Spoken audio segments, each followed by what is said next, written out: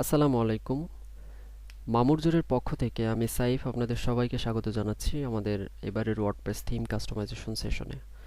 তো গত পর্বে আমরা ওয়ার্ডপ্রেস কি এবং ওয়ার্ডপ্রেসের কিছু ফিচার সম্পর্কে আলোচনা করেছিলাম। এই পর্বে আমরা দেখব যে ওয়ার্ডপ্রেস কিভাবে সেটআপ দিতে হয় এবং ওয়ার্ডপ্রেস নিয়ে আমরা কিভাবে কাজ করতে পারি সেটা আমরা দেখব।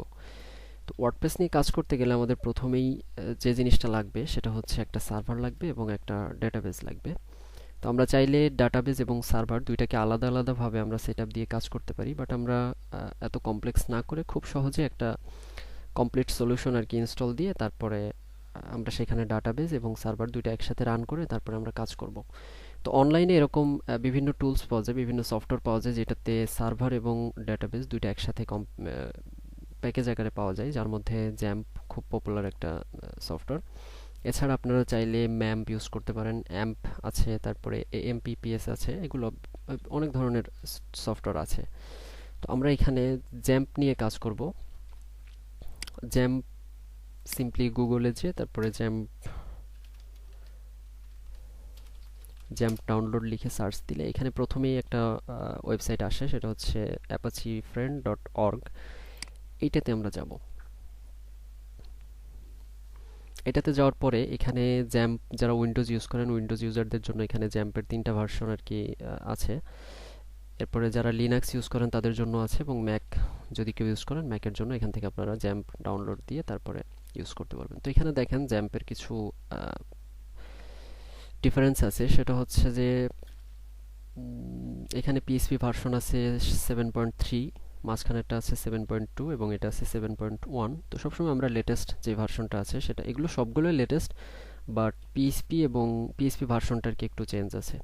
তো আমরা সবসময় লেটেস্ট ভার্সনটা নিয়ে কাজ করব। তবে একটা জিনিস খেয়াল রাখবেন, যারা উইন্ডোজ ইউজার আছেন, আমি লিনাক্স এবং ম্যাক এটা বলতে পারবো না কারণ এটা আমি কখনো ইউজ করিনি।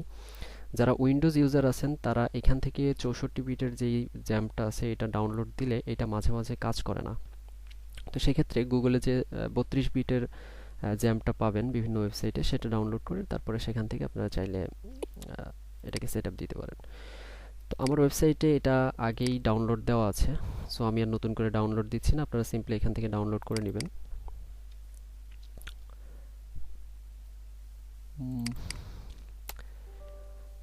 ডাউনলোড করার পরে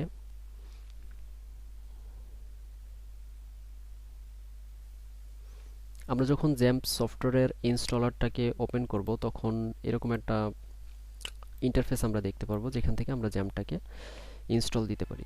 তো সিম্পলি এখানে নেক্সট ক্লিক করবেন। নেক্সট ক্লিক করার পর এখানে কিছু অপশন আসবে, যেটা সবগুলোতে আপনারা সিলেক্ট করে দিবেন। এখানে সার্ভার আছে হচ্ছে অ্যাপাচি, মাইএসকিউএল, ফিলজিলা, এফটিপি সার্ভার আছে, মার্কারি মেইল সার্ভার আমরা ইউজ করতে পারি, টমক্যাট ইউজ করতে পারি। এরপরে প্রোগ্রাম ল্যাঙ্গুয়েজ আমরা কি কি ল্যাঙ্গুয়েজ এটাতে ইউজ করতে পারি সেটা হচ্ছে পিএইচপি, পার্ল। এরপরে প্রোগ্রাম ল্যাঙ্গুয়েজ, এই ধরনের কিছু জিনিস আর কি এখান থেকে আপনাকে সিলেক্ট করে দিতে বলবে। তো আপনি এখানে চাইলে সবগুলোই সিলেক্ট করে দিবেন।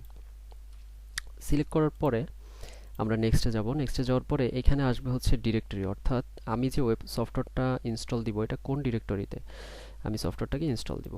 তো সি ড্রাইভে যদি ইনস্টল দিই, সিম্পলি সি ড্রাইভের ভিতরে একটা জ্যাম্প নামে একটা ফোল্ডার ক্রিয়েট হয়ে যাবে। আপনারা চাইলে এখান থেকে অন্য কোনো ড্রাইভে আর কি আপলোড দিতে পারেন। আমার এখানে একটা এসএসডি আছে, এসএসডিতে দুইটা ড্রাইভ আছে, একটা হচ্ছে সি এবং ডি। তো ডি ড্রাইভে আমার এই জ্যাম্প সফটওয়্যারটা একটা ইনস্টল দেওয়া আছে, আমি ডি ড্রাইভে দিচ্ছি না, আমি সি ড্রাইভেই দেখাচ্ছি। তো সি ড্রাইভে থাকার পরে নেক্সট ক্লিক করবেন। তবে নেক্সট ক্লিক করার পরে এখানে অবশ্যই জ্যাম্প নামে একটা ফোল্ডারের নাম অবশ্যই থাকতে হবে, এবং জ্যাম্পের ভিতরে এই ফোল্ডারের ভিতরে আর কি সফটওয়্যারটা ইনস্টল হবে। এখন নেক্সটে ক্লিক করলে এটা ইনস্টল হওয়া স্টার্ট হবে, এবং এখানে যে আনপ্যাকিং ফাইলস আসতেছে, তো এটা ইনস্টল হতে কিছু সময় নেবে, আমরা সেই সময়টুকু একটু অপেক্ষা করি।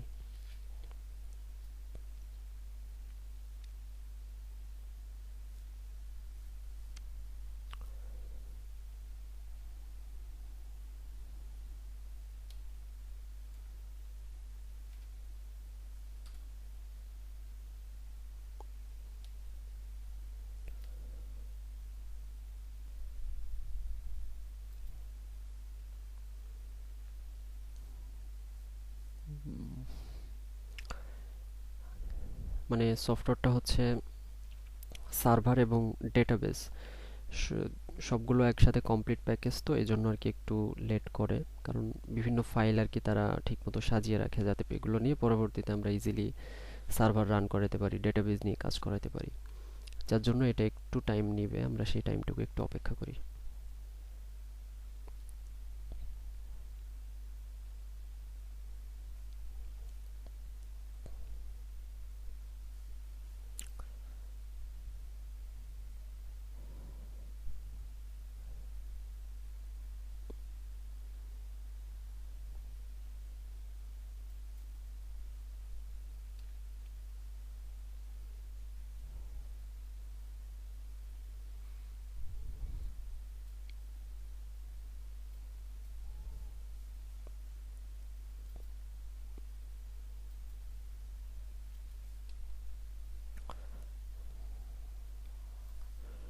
আর একটু টাইম নিবে।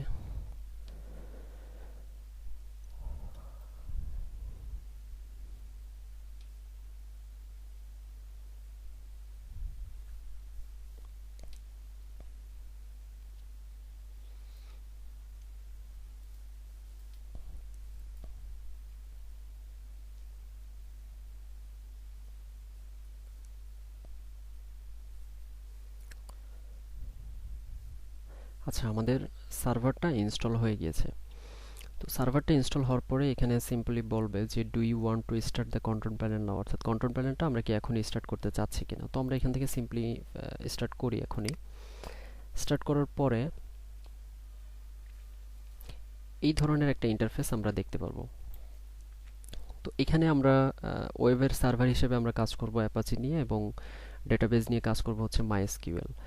আর ফাইলজিলা, মার্কারি, টমক্যাট এগুলো আমরা এখন আপাতত প্রয়োজন নেই, যার জন্য এগুলো আমরা কাজ করার এখন দেখার কোনো প্রয়োজন নেই। তো আমরা প্রথমে এখান থেকে দুইটা জিনিস স্টার্ট করে নিব, একটা হচ্ছে ওয়েব সার্ভার এবং ডেটাবেস। তো এই দুইটা জিনিস স্টার্ট করার জন্য এখানে সিম্পলি দুইটা বাটন আছে, একটা হচ্ছে স্টার্ট, স্টার্ট।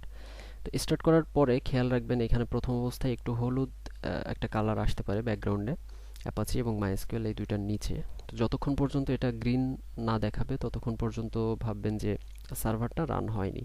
সো যখনই এটা গ্রিন হয়ে যাবে তখনই আর কি সার্ভারটা আমাদের রান হবে। তো এই প্যাকেজটা ইনস্টল করার পরে আমরা তো ওয়ার্ডপ্রেসটাকে সেট আপ দিব। তো ওয়ার্ডপ্রেসটা সেট আপ দেওয়ার জন্য আমরা যে সি ড্রাইভের ভিতরে জ্যাম্পটাকে ইনস্টল দিয়েছি সেটার ভিতরে একটা ফোল্ডার ক্রিয়েট হয়ে যাবে জ্যাম্প নামে। এই জ্যাম্পের ভিতরে আমরা এই যে এখানে যে htdocs নামে যে ফোল্ডারটা আছে সেই ফোল্ডারটা নিয়ে আমরা কাজ করব। তো আজকে এই পর্যন্তই।